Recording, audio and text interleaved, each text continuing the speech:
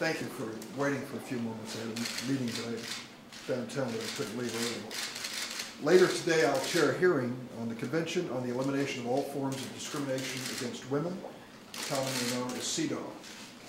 I'm happy to be joined today by Academy Award and Golden Globe winning actor Gina Davis. Thank you, Gina. She is originally from Massachusetts and now calls Los Angeles home.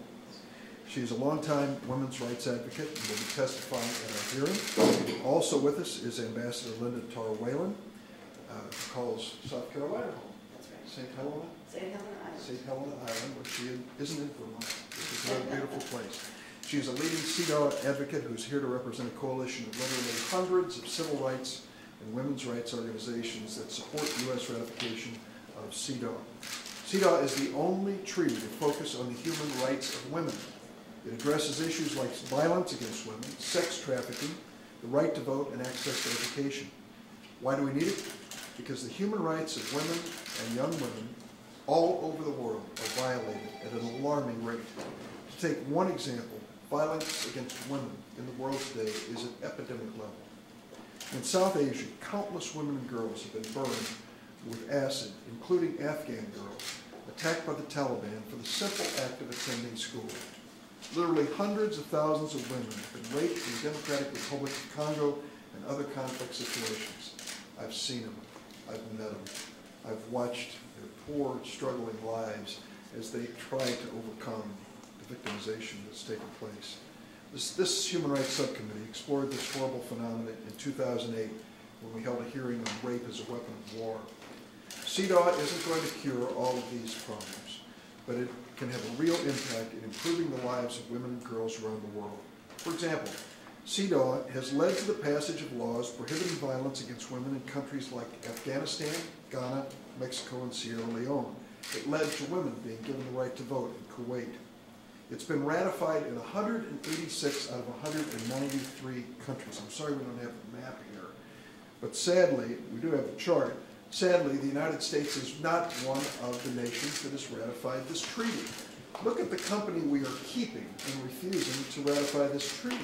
Now, these are Pacific Islands, which may not be well known to most. They're very small. And then look at the other nations of the world that have said, with the United States, we are not going to ratify this treaty on the elimination of all forms of discrimination against women. Look at the company we're keeping: Iran, Somalia, and Sudan.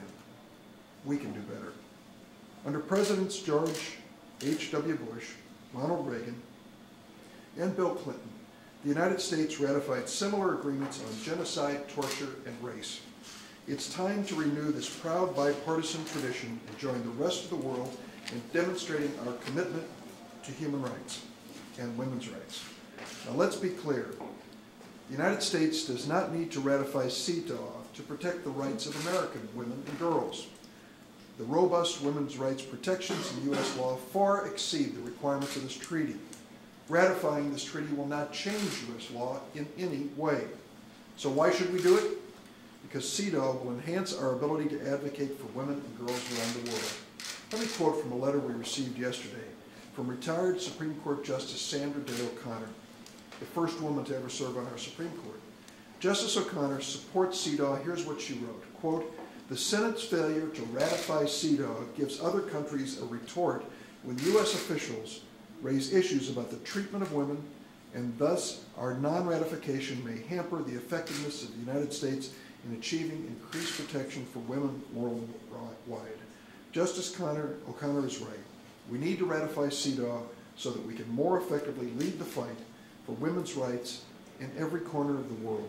CEDAW is about giving women all over the world the chance to enjoy the same freedom and opportunities that American women have long struggled for and have achieved in many respects. Now, some people say, why do you want to hurry this along? To those folks, a little reminder. We received this treaty in the United States Congress for ratification 30 years ago. 30 years ago. Other countries around the world, virtually every other country around the world has responded. The United States, Iran, Somalia, and Sudan have not. It's time to put an end to this. It's time for us to step out and say that we do recognize that There are atrocities committed against women and young girls all around the world every single day. And if we want to speak with moral authority, let us ratify this treaty and let us get it done quickly. I am honored to be joined by Gina Davis and the Ambassador, and I think I'll let Gina be the first to speak. Is it okay, Madam Ambassador? Oh, yes, thank you. Thank you. The second, thank you. I just wanted to get the hair out of my eyes. I wanted to briefly express my great appreciation to Senator Durbin and to the members of the Judiciary Committee for holding this hearing. It's the first hearing by the Judiciary Committee about CEDAW in 30 years. I wholeheartedly support this treaty, this human rights treaty.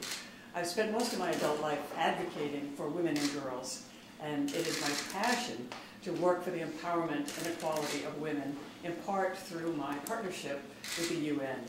And I need hardly point out I was the first female president of the United States. So I have a little credibility in this area. I came today from Los Angeles to urge us to take immediate action on this vital treaty.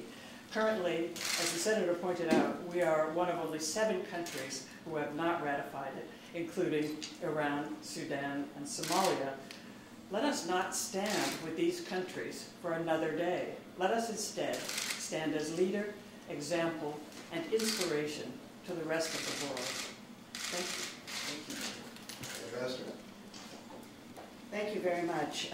Thank you, Senator Durbin, for your leadership on human rights issues, including on CEDAW today. I wanted to talk in somewhat personal terms. You'll come to the hearing and you'll hear all of the detail. But I was Jimmy Carter's assistant for women's concerns when this treaty came to the president. And I went home and I said to my 12-year-old daughter, this is really exciting. The United States is going to stand up for the rights of women and girls around the world. Well, our daughter's now 42, and I have a 12-year-old granddaughter who called me several weeks ago to say she had an assignment from school about why the United States did not ratify this treaty. So I don't have an answer for her, and I want to have an answer for her. When I was the ambassador to the UN Commission on the Status of Women in the Clinton administration, there was hardly a day that went by that some other country, usually the bad actors on women's equality, didn't say something like, well, why don't you do it? You're telling us what to do, and you're not doing it yourself. Our voice is needed. We need to stand up for the women and girls around the world and ratify this treaty as soon as we possibly can. Like tomorrow, maybe.